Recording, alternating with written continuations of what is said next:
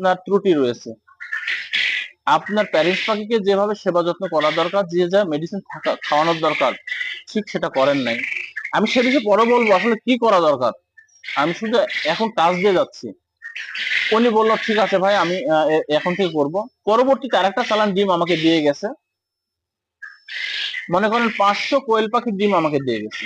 500 কোয়েল পাখির ডিম থেকে বাচ্চা বের হয়েছে 180টা, অর্থাৎ 3 আসতে 24, 3 পাঁচা 15, 4 4 পাঁচা 20, 35%-এর মতো। আর মুরগির ডিম দিয়েছিল মনে হয় 45টা কি 46টা, তার মধ্যে বাচ্চা আসে মাত্র 17টা। এর কারণ কি? আপনারা ভাবতে পারবেন যে মেশিনের দোষ।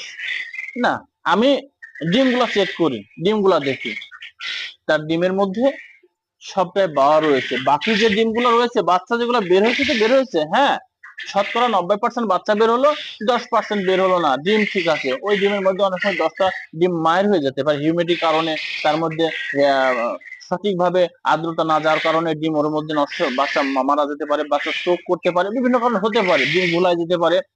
কিন্তু তার ডিম হচ্ছে একেবারে ফ্রেশ রয়েছে, একেবারে বাওয়া ডিম রয়েছে, যে স্বাভাবিক যে ডিম আমরা খাই সেই ডিম আমরা রয়েছে। তাহলে এখানে কি বললেন, এখানে কোনো ব্রণ আসে নাই। অতএব আপনাকে সচেতন করে দিচ্ছি যে ডিম সময় হয়ে গেছে, বাচ্চার রেজাল্ট কম হচ্ছে।